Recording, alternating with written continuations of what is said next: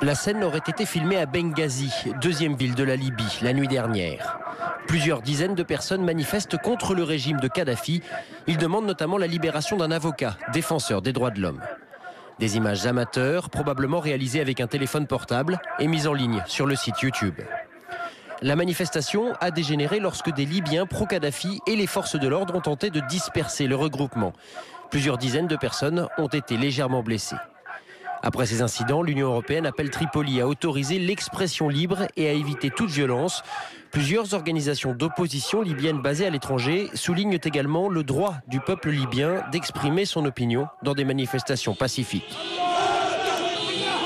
Aujourd'hui, plusieurs associations pro-Kadhafi ont appelé à soutenir le régime en place.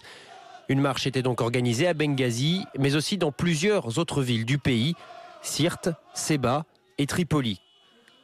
Demain, les opposants au régime Kadhafi appellent à une journée de la colère, une manifestation lancée sur le réseau social Facebook.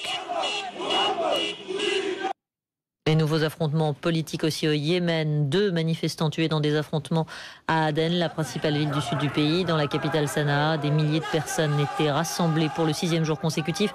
La foule réclame le départ du président au pouvoir depuis 32 ans.